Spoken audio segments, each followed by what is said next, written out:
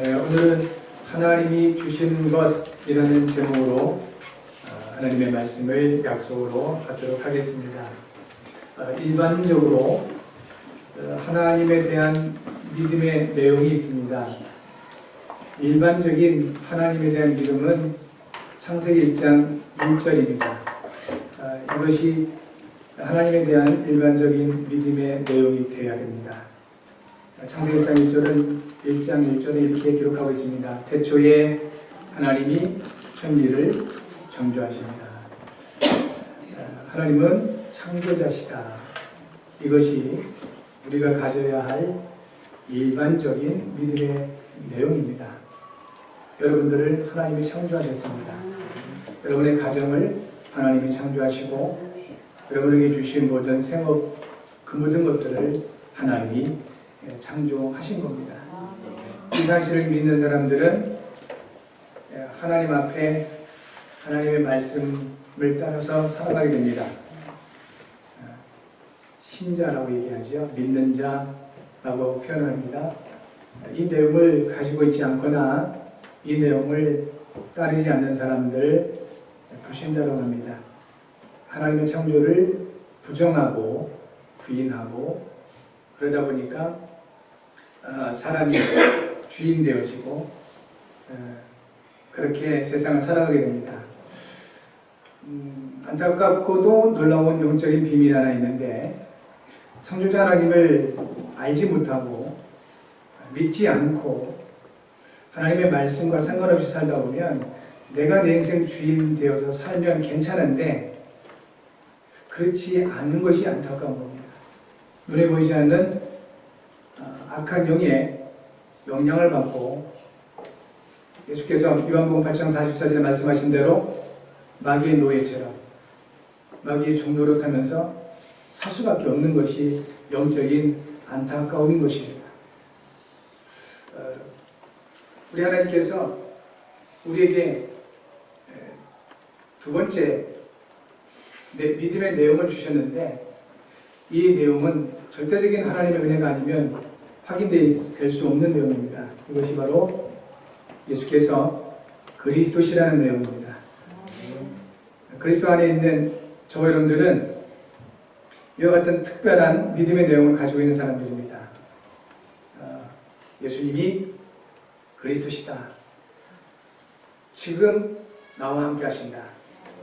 영원히 함께 하시며 내 인생의 주인 되셨다는 사실을 믿는 것, 이것은 하나님이 우리에게 주신 특별한 믿음의 내용인 것입니다. 이 믿음의 내용을 가지고 있을 때 하나님이 사람을 창조하셨을 때 주신 모든 것들을 완벽하게 회복하게 됩니다. 그리스도가 왜 특별한 믿음의 내용이고 하나님의 은혜냐, 또 무엇 때문에 예수가 그리스도시라는 이 믿음의 내용을 가지고 있을 때 사람에게 주신 하나님의 창조의 모든 것들을 회복할 수 있냐면 골로새서 2장 2절과 3절에 기록되어 있습니다. 그리스도는 하나님의 비밀이라고 했습니다. 비밀이기 때문에 아무나 알 수 있는 것이 아닙니다. 또한 비밀은 아무나 알아서 또 안 되는 것입니다. 지금 우리나라에서 대통령 간의 이 통화 기록을 누설했다고 해서 문제가 되고 있지요. 국가 상급 기밀입니다. 그 비밀을 함부로 이렇게 모든 사람이 알게 해버린 겁니다. 그래서는 안 되는 것이죠. 알 사람만 알아야 되는 것이 비밀입니다. 영적인 비밀이 있습니다. 그리스도입니다. 하나님께서 저와 여러분들에게 이 비밀을 알게 하셨고 맡겨주셨습니다. 하나님의 비밀인 그리스도 안에 지혜와 지식의 모든 보화가 감추어져 있다고 했습니다.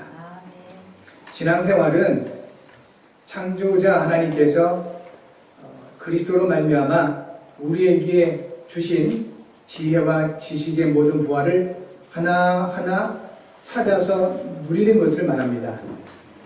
그렇다면 이 같은 성경적인 믿음의 내용을 가지고 있는 저와 여러분들의 신앙생활은 피곤하고 힘들고 어려운 것이 아니라 시간이 가면 갈수록 쉽고 편안하고 재미있는 것입니다.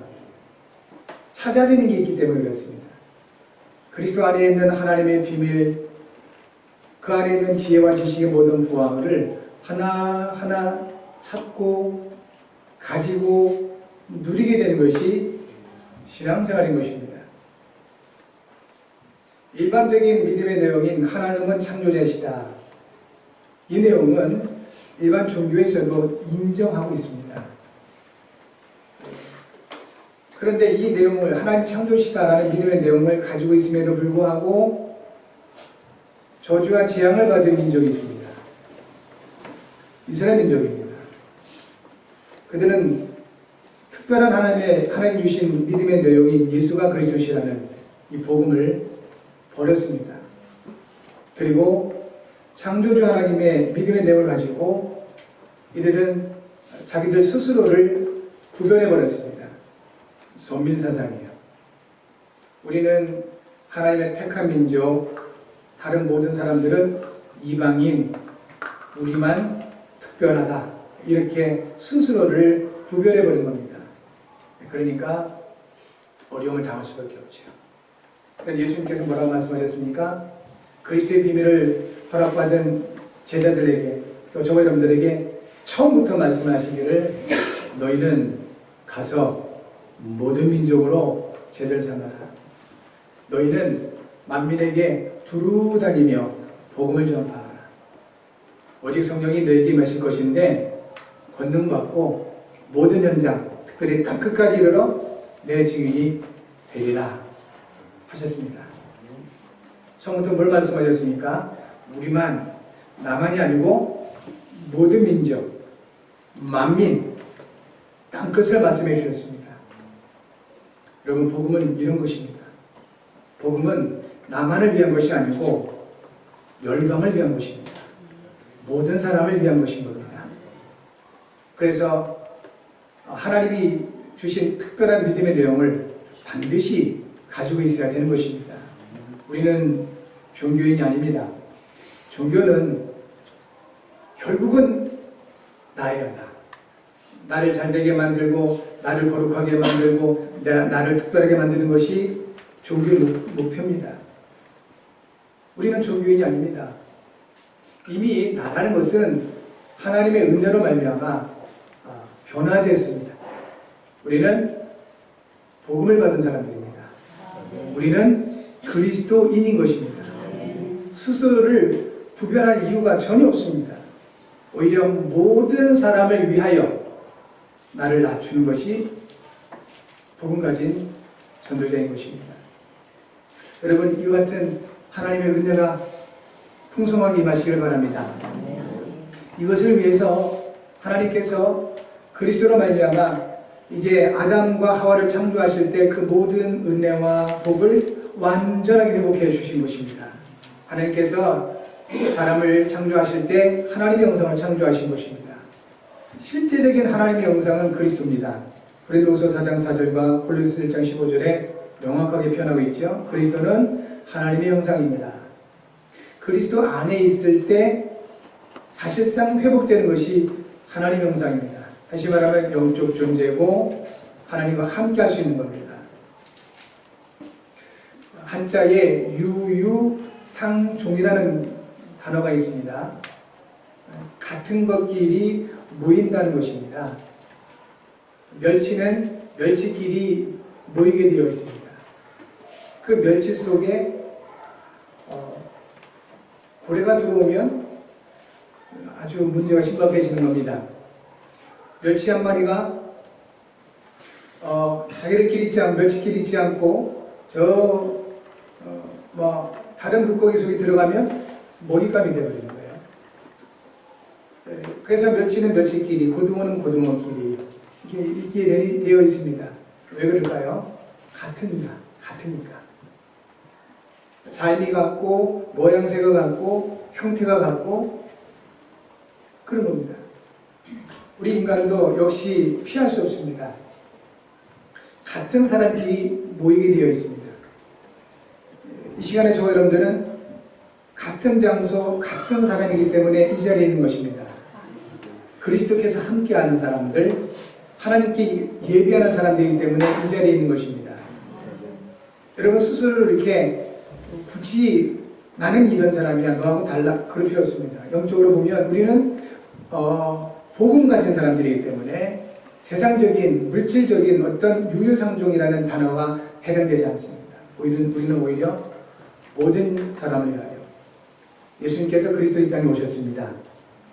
자신의 영광을 위해서 오신 것이 아닙니다. 죄인된 모든 인류를 구원하시기 위하여 이 땅에 오셨습니다.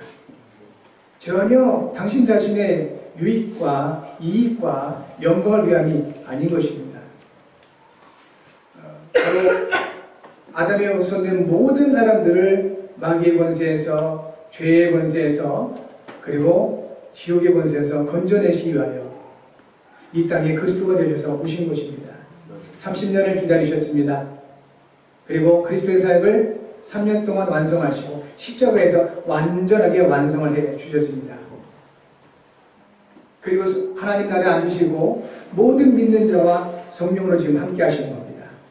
그렇다면 저와 여러분과 그리스도가 분명히 함께 하심이 맞다면 이제 우리의 삶도 나만을 위한 삶이 아니라 또 스스로 나를 구별해내서 이스라엘 백성들처럼 소민사상에 잡히는 것이 아니라 열방을 위하여, 만민을 위하여, 세계 복음화를 위하여 넓어진 저와 여러분의 영성이 되어야 되겠고 우리의 마음이 될 수 있어야 되겠습니다. 영적 사실을 알고 누리게 되면 가능한 것입니다. 이것을 가리켜서 일반적으로 그릇이라고 그러지 않습니까? 그릇을 키워야 되는 겁니다. 그리스도 안에 있는 여러분, 분명히 하나님께서는 여러분에게 하나님의 영상을 회복해 주셨고 그리고 복을 이미 주셨습니다. 하늘에 속한 신령한 복인 하나님의 자녀된 복을 주셨고요. 말씀을 따라 살아갈 때 이제 세상의 모든 복을 회복하시겠다고 신명기 28장 1절부터 14절에 약속해 주고 있습니다. 하나님 말씀을 듣게 하셨습니다. 그렇다면 이제 들려진 하나님 말씀을 가지고 아주 작은 것부터 아주 쉬운 것부터 삶에 적용하시고 실천하시면 됩니다. 그러면 하나님 약속하시기를 너를 모든 민족 위에 뛰어나게 하실 것이다. 이렇게 약속해 주셨고 그리고 내가 나가든 들어오든 또 주어진 밭이든 생업이든 모든 삶에 복을 주시겠다고 약속해 주셨습니다. 하늘에 속한 신령한 복을 받으신 여러분, 이제는 세계를 복음으로 살리기 위하여 신명기 28장 1절부터 14절에 약속된 땅의 복도 풍성하게 받으시는 여러분이 되어질 줄 믿습니다. 확인하셔야 됩니다. 복을 이미 주셨습니다.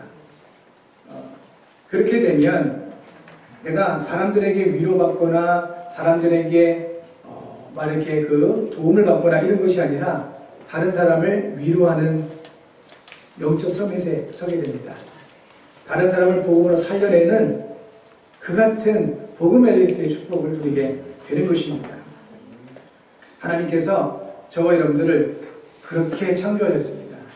이것을 다르게 표현하면 하나님께서 우리를 하나님 형상으로 창조하시고 복을 주시고 세상을 다스리게 하신 이유와 목적이 있는데 그것은 바로 하나님의 영광을 위한 것입니다. 이사야서 43장 7절에 이렇게 말씀하셨습니다. 내 이름으로 불려지는 모든 자 곧 내가 내 영광을 위하여 창조한 자를 오해하라. 그를 내가 지었고 그를 내가 만들었느니라 하셨습니다. 하나님께서 하나님의 영광을 위하여 창조하셨다고 했습니다. 그리고 저 여러분들을 이렇게 부르신 겁니다. 내 이름으로 불려지는 모든 자가 됐습니다. 이 자리에 함께하는 여러분들은 하나님께서 하나님의 영광을 위하여 창조하셨음을 믿으시기를 바라고 이 말씀이 믿어지는 은혜가 있기를 바랍니다. 하나님이 그렇게 여러분을 창조하셨다고 말씀해 주셨습니다. 그리고 하나님을 찬송하게 하는 것이 우리를 만드시고 지으신 목적이라고 하십니다. 이사야서 43장 21절에 이렇게 말씀하셨습니다. 이 백성은 내가 나를 위하여 지었나니 나를 찬송하게 하려 함이니라 하셨습니다. 하나님을 찬송하게 하시기 위하여 지으셨다 말씀해 주셨습니다. 이 찬송이라는 단어를 다르게 또 번역이 되기도 하는데요. 이것이 바로 영광입니다. 나를 스스로 높여서 내 이름을 나타내는 것, 그 영광이라고 표현하는데 그 나의 영광이 아닌 나를 창조하시고 나와 함께 하시고 나를 구원하시고 인도하시는 하나님을 드러내고 나타나기 위해서 그걸 찬송이라고 표현할 수 있는데요. 그 찬송을 위하여 하나님을 찬송하기 위해서 하나님 우리를 만드셨다 하시는 겁니다. 단순히 노래에만 국한된 게 아닌 것입니다. 막 이렇게 하나님만 노래한다고 되는 것이 아니고 하나님만 막 노래하면서 삶에서는 오히려 하나님의 영광을 하나님을 모욕되게 하는 사람들이 너무 많아요. 그런 부분이 아니라 하나님을 노래로 드러내기도 하고 나타내지만 우리의 모든 삶이 하나님이 창조자이심을 하나님이 구원자 되심을 나타내고 드러내는 그런 삶으로 우리를 사용하시고 그것 때문에 우리를 지으셨다고 말씀을 하고 있는 것입니다. 여러분의 모든 삶이 하나님의 영광과 찬송이 되어질 줄 믿습니다. 하나님의 창조 목적이 바로 여기에 있다 하는 것입니다. 사람이 하나님의 창조 목적을 놓친 것, 이것을 영적 문제라고 합니다. 본래 하나님이 사람을 만드신 것은 하나님의 영광과 하나님의 찬송을 위함인데 이것을 방해한, 이것을 놓치게 만든 문제가 일어나게 된 것입니다. 그것을 영적 문제다라고 얘기하는 것입니다. 이 영적 문제의 배경은 이건 마귀입니다. 사람이 감히 하나님의 영광을 막을 수가 없습니다. 이 사탄 마귀가 하나님의 영광을 드러내지 못하도록 사람을 자꾸 속이는 겁니다. 방해하고 공격합니다. 영적 문제의 내용이 바로 뭐죠? 죄입니다. 하나님의 존재를 믿지 못하게 만들고 하나님의 능력을 믿지 못하게 만드는 것, 이것이 죄입니다. 심각한 것은 이 죄에 빠지면 저주와 재앙이 따라 들어와요. 오물을 밟게 되면 보이지는 않아도 냄새가 나잖아요. 그것처럼 죄에 빠지게 되면 눈에는 안 보여요. 그런데 이상하죠? 계속 안 좋은 일이 일어나고 삶이 무너집니다. 저주와 재앙이죠. 그러니까 저주와 재앙의 이 문제를 해결하려고 애쓸 필요가 없는 것이 해결 안 돼요. 지금 이게 불신자 상태입니다. 수많은 문제들이 와 있는데 그렇게 훌륭하고 그렇게 착하고 그렇게 실력 있는 분들이 해결을 못하는 겁니다. 왜냐? 그 뿌리가 있어서 그렇습니다. 죄 문제를 해결받지 못해서 그렇습니다. 이 영적 문제의 결과가 뭐냐면 결국은 하나님을 떠나는 것입니다. 하나님을 배척하지요. 하나님을 떠나게 됩니다. 이것은 마치 아주 어린 아기가 부모를 떠는 것과 같습니다. 굉장히 고통받고 시간이 지날수록 그 사람이 성장할수록 문제가 오게 되어 있습니다. 어릴 때 부모의 사랑을 충분하게 받은 아이들은 자라면서도 굉장히 이렇게 정서적으로 여유가 있다고 합니다. 조그만 무시, 상처가 와도 거기에 잡히거나 빠지지 않는다고 그러죠. 어릴 때 부모의 사랑을 너무 받지 못한 사람들일수록 조그만 무시함, 상처에도 삶이 흔들흔들한다고 하죠. 그만큼 영향이 큰 겁니다. 하나님의 사랑을 놓친 상태라면 어떻게 되겠습니까? 하나님을 떠난 것은 마치 물고기가 물을 나와 있는 것과 같습니다. 굉장히 어렵고 고통스럽게 죽어갈 수밖에 없는 것이죠. 우리 하나님께서 이 문제를, 다시 말하면 영적 문제를 해결하시기 위해서 이 땅에 오셨습니다. 왜 하나님이 이 문제 해결하기 위해서 오셨냐면 다른 문제들은 사람의 실력이나 세상에 있는 어떤 것으로도 해결이 가능합니다. 왜냐하면 그 원인이 세상에 있기 때문에 그래요. 그러나 영적 문제만큼은 그 시작이 눈에 보이지 않는 영적 존재 마귀에게 시작됐기 때문에 세상에 있는 어떤 것으로 그리고 사람의 힘으로 해결이 안 되는 것입니다. 그래서 영이신 하나님이 사람이 되어 이 땅에 오시기로 약속하셨고 그 약속대로 이 땅에 오셨습니다. 그분을 가리켜서 메시아 곧 그리스도라고 말하고 있는 것입니다. 요한복음 1장 1절부터 14절에 명확하게 이 부분을 말씀하고 있습니다. 요한복음 1장 1절에는 태초에 말씀이 계시니라 이 말씀이 하나님과 함께 하셨으니 이 말씀은 곧 하나님이시니라 하셨습니다. 그런데 14절에 보니까요, 말씀이 육신이 되어 우리 가운데 거하심에 우리가 그의 영광을 보니 아버지의 독생자의 영광이요 은혜와 진리가 충만하더라 했습니다. 하나님이신 말씀, 이 말씀이 사람이 되어 오신 것입니다. 그분이 바로 메시아 그리스도신 겁니다. 이분의 이름이 있습니다. 영이신 하나님이 사람이 되어 오셨기 때문에 이름이 필요했던 것입니다. 아들을 낳으리니 이름을 예수라 하라. 이는 그가 자기 백성을 그들의 죄에서 구원할 자이심이라 하셨습니다. 그 이름을 예수로 주신 것입니다. 우리 예수님께서 이 땅에 그리스도로 오셨습니다. 그리고 그리스도의 사역을 십자가에서 완전하게 이루셨습니다. 단지 예수님이 맡은 직책, 그리스도의 일을 십자가에서 이루셨지만 이것이 우리에게 엄청나게 중요한 것은 뭐냐면 우리 가운데 있는 영적 문제를 완전하게 해결하셨다는 것이기 때문에 그렇습니다. 그리스도는 아담과 하와로 말미암은 마귀를 멸하신 참 왕이십니다. 그리스도는 아담과 하와가 잡힐 수밖에 없었던 이 저주와 재앙의 근본 죄에서 해방하신 직책인 것입니다. 그리스도는 결국 하나님을 떠난 그래서 멸망할 수밖에 없었던 아담과 하와에게 있었던 이 문제를 해결하신 참 선지자이신 직책인 것입니다.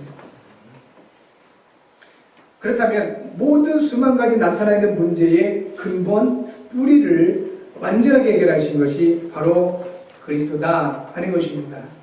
그리스도의 사역을 완성하신 현장이 바로 십자가입니다.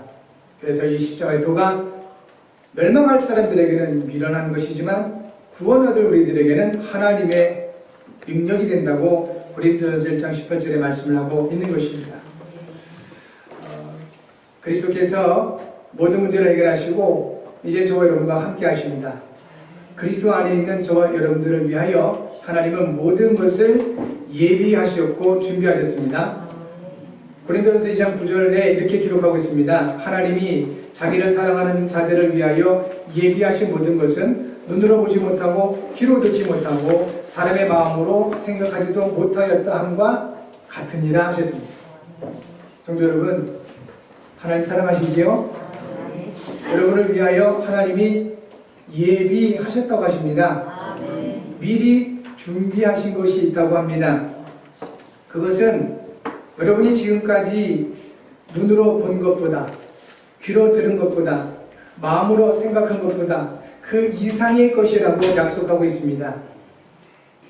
이것이 저와 여러분을 향한 하나님의 언약인 것입니다. 여러분, 그리스도 안에 있는 여러분들은 절대로 망할 수 없습니다. 그리스도 안에 있는 여러분들은 절대로 실패할 수 없습니다.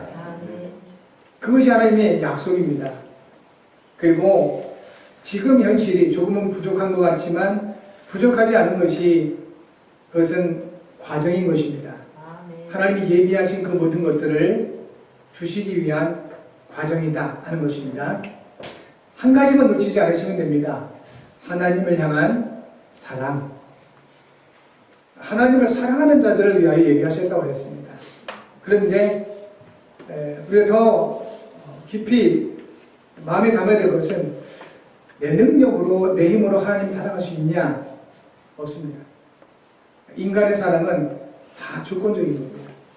나에게 잘해주면 나도 잘해주고 싶고 나에게 못해주면 나도 그를 좀 멀리하고 싶은 것이 인간일 수밖에 없습니다. 그래서 기억하셔야 됩니다. 로마서 5장 8절에 우리가 아직 죄인 되었을 때 그리스도께서 우리를 위하여 죽으심으로 하나님께서 우리에 대한 자기의 사랑을 확증하셨느니라. 하나님의 사랑이어야 가능합니다.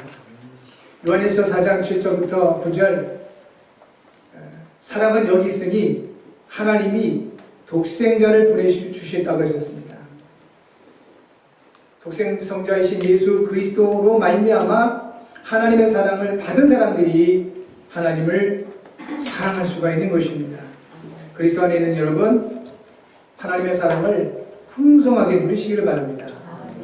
그리고 그 사랑을 많은 사람들에게 나누시기를 바랍니다.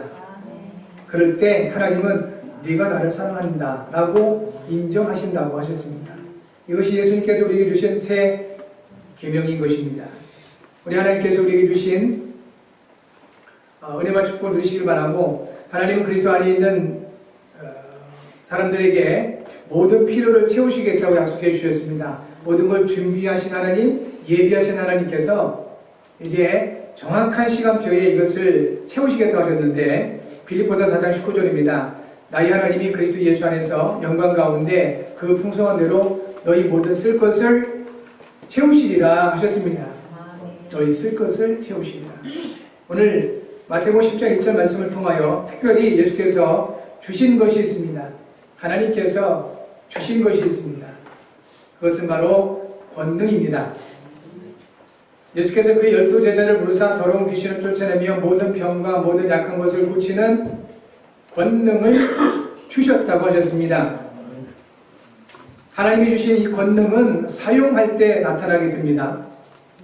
우리에게 주신 신분은 확인만 하시면 됩니다. 그러나 권능은 사용할 때 나타나게 되는 것입니다. 아무리 많은 돈을 가지고 있다 할지라도 창고에 잔뜩 쌓아두기만 하면 돈의 권능은 나타나지 않습니다. 돈의 권능은 사용할 때 나타나는 것이죠. 그것처럼 우리 가운데 주신 신분 확인만 하시면 됩니다. 그러나 우리에게 주신 그 권능은 사용하면 할수록 명확하게 나타나게 되어 있습니다. 어떻게 나타나냐면 나 자신이 살게 됩니다. 하나님 주신 권능 사용하면 먼저 여러분 자신이 살아나게 되어 있고요. 두 번째는 현장이 살아나게 되어 있습니다. 그런데 오늘 우리가 마음에 담아야 할 언약의 말씀은 예수께서 주신 권능은 사용하는 단계가 있다는 것입니다. 그래서 이 단계를 좀 점검하시고 구체적으로 여러분의 시간표에 맞게끔 사용하시면 되겠습니다. 첫 번째, 예수께서 주신 권능을 사용하는 첫 단계는 영적 정체성을 확인하는 것입니다. 이것부터 하셔야 됩니다. 영적인 정체성 확인하셔야 됩니다. 왜냐? 그리스도 안에서 주어진 것이기 때문에. 그리스도 안에서 주어진 영적인 정체성. 오늘 본문의 말씀이 이렇게 말씀하시죠. 예수께서 그의 12제자를 부르사, 정체성을 먼저 말씀하십니다. 제자의 정체성이 확인될 때 이 권능이 사용되게 되는 것입니다. 우리에게는 그리스도로 말미암아 하나님 자녀라는 정체성이 주어져 있습니다. 예수님의 제자고, 또 우리는 그리스도의 증인이며 재앙을 막을 전도자고 렘넌트의 발판이라는 영적인 정체성이 이미 주어져 있습니다. 이것을 확인하는 것이 주신 권능 사용하는 첫 단계다 하는 것입니다. 이거 확인되지 않으면 권능이 사용되지 않습니다. 그리고 억지로 예수의 이름으로 권능 사용한다 할지라도 사도행전 19장에 나와 있는 것처럼 이상한 일이 벌어집니다. 악한 영들이 알아요. 내가 예수도 알고 바울도 아는데 너희는 누구냐 이런 식이에요. 그래서 오히려 더 큰 문제가 오게 됩니다. 그러므로 우리는 먼저 영적인 정체성부터 확인하셔야 된다 하는 겁니다. 두 번째, 예수께서 주신 권능을 사용하는 두 번째 단계는 부르심을 확인하는 것입니다. 부르심을 확인해라 하는 것입니다. 그의 12제자를 예수께서 원하셔서 부르셨습니다. 이 시대 저 여러분들을 원하셔서 부르셨습니다. 그리고 우리를 택하여 세워주셨습니다. 이유는 무엇이죠? 함께 하시기 위함입니다. 함께 하시기 위해서 우리를 원하셔서 부르셨다. 다시 말하면 그리스도께서 나와 함께 하신다. 이것 때문에 나를 부르셨음을 확인하는 것이 예수께서 주신 권능을 사용하는 두 번째 단계다 하는 것입니다. 여러분 마음에 담아 두셔야 됩니다. 그러니까 뭔가 행위적으로 예수의 이름으로 아마 몸에 힘을 주고 권능 사용하는 그것만 생각하시면 곤란하다 이것입니다. 그 이전에 영적 정체성 확인하는 것 자체가 예수께서 주신 권능 사용하는 것이고, 두 번째는 그리스도신 그 예수님이 나를 부르시고 나와 함께 하신다는 것을 확인하는 것이 바로 권능을 사용하는 두 번째 단계다 하는 것입니다. 이제 마지막 세 번째 단계가 있습니다. 예수께서 주신 권능을 사용하는 세 번째 단계는 하나님이 주신 현장에서 복음을 전파하는 것입니다. 복음을 전파하는 것이 권능 사용하는 것입니다. 제가 복음을 몰랐을 때 신비주의 운동을 하는 곳에서 이렇게 자랐습니다. 그래서 예수의 이름으로 귀신을 쫓아내고 또 능력 행하고 하는 것에 집중한 적이 있었습니다. 나름대로 현상과 증거가 있습니다. 왜냐? 예수님은 그리스도시기 때문에 믿는 사람이 하든 믿지 않는 사람이 하든 영적인 현상은 일어나요. 불신자들도 잘 모르는 하나님 앞에 또 신 앞에 기도할 때도 현상이 일어나는데요. 그리스도신 예수의 이름으로 뭔가를 하면은 어떤 현상이나 증거는 오게 되어 있습니다. 문제는 반복된다는 것입니다. 그리고 더 큰 영적인 갈급함에 혼란에 빠지게 된다는 것입니다. 그래서 신비주의적인 체험적인 어떤 권능 사용하는 것이 아니고 예수님이 그리스도시라는 복음을 전파하는 것으로 권능을 사용해라 하는 것입니다. 여러분 그리 되시기 바랍니다. 단지 귀신 쫓아내는 권능 또 병든 자 고치는 권능 말고 그런 것과 상관없이 예수님이 그리스도시라는 이 복음을 전파하는 것으로 하나님 주신 권능을 사용하시는 여러분 되시기 바랍니다. 그렇다면 이 복음이 뭡니까? 로마서 1장 2절에 이렇게 말씀합니다. 복음은 하나님이 선지자들 통하여 그의 아들에 관하여 성경에 미리 약속한 것이라 하셨습니다. 그리스도가 바로 복음의 내용인 것입니다. 그리스도는 세상의 빛이십니다. 그러므로 현장에서 예수가 그리스도시라는 사실을 누리고 전할 때 현장을 장악하고 있는 사단의 세력, 흑암의 세력, 영적 어둠입니다. 이러한 영적 어둠이 무너지게 된다는 것입니다. 여러분 마크 트웨인이라는 그 미국의 작가가 이런 말을 했습니다. 사람은 달과 같다. 그래서 저마다 감추려는 어두운 면이 있다라고 했습니다. 빛이 있으면 어둠이 있듯이 인간에게는 그 같은 어두운 부분이 있다는 것입니다. 사람들은 완전히 좋은 사람도 없고 완전히 나쁜 사람도 없습니다. 사람에게는 장점이 있고 단점이 있습니다. 약점이 있다면 강점도 있습니다. 또 밝은 면이 있다면 어두운 면도 있는 것이 사람인 것입니다. 그런데 굳이 나쁜 부분이나 단점이나 약점이나 어두운 부분만 바라볼 필요는 없지요. 그리스도 안에 있는 저와 여러분들은 이제 하나님 주시는 은혜를 누릴 수 있어야 되겠습니다. 우리가 나에게 있는 그림자만 쳐다보면서 왜 그림자가 이렇게 생겼을까? 나에게 있는 어두운 면만 바라보면서 나는 왜 이럴까 할 필요가 없다는 것입니다. 그리스도 안에 있는 저와 여러분들은 이제 빛 대신 그리스도를 바라볼 수 있어야 되겠다 하는 것입니다. 그리고 그리스도 안에서 내게 있는 강점, 내게 있는 장점, 내게 있는 밝은 점들을 찾아서 확인해야 되겠습니다. 이렇게 되면 사람을 보는 눈이 달라집니다. 다른 사람에게도 늘상 나쁜 점들, 약점들, 또 좋지 않은 부분들, 어두운 면만 바라보는 사람이 그리스도 안에서 나를 제대로 찾게 되면 그 사람을 보는 눈도 달라집니다. 다른 사람에게 있는 장점을 찾게 되고 좋은 부분을 보게 되고 밝은 면을 보게 될 것입니다. 그래서 살려낼 수 있는 겁니다. 하나님께서는 그리스도 안에서 저와 여러분들에게 이 권능을 주셨습니다. 이 권능을 사용하면 할수록 내게 있는 하나님이 주신 좋은 점, 하나님이 주신 장점, 하나님이 주시는 강점, 하나님이 주신 밝은 점들을 보게 될 것입니다. 그래서 나를 살리고 현장 살리는 증거가 있게 될 것입니다. 이번 한 주간에 특별히 이 부분에 마음을 두시고 그리스도 안에서 하나님이 주신 은혜와 응답 가운데 승리하시는 여러분 모두가 되어지기를 주의 이름으로 축복합니다. 매일 하나님이 주신 권능을 사용하는 시간을 일부러 가져보시기를 바랍니다. 기도 제목 같이 하겠습니다. 하나님 아버지, 그리스도 안에서 주신 권능을 사용하여 나 자신과 현장을 살리는 전도자의 삶을 살게 하소서. 이를 위해 성령으로 충만하게 하시고 인도하소서. 그리스도의 신 예수님의 이름으로 기도합니다. 아멘. 기도하겠습니다.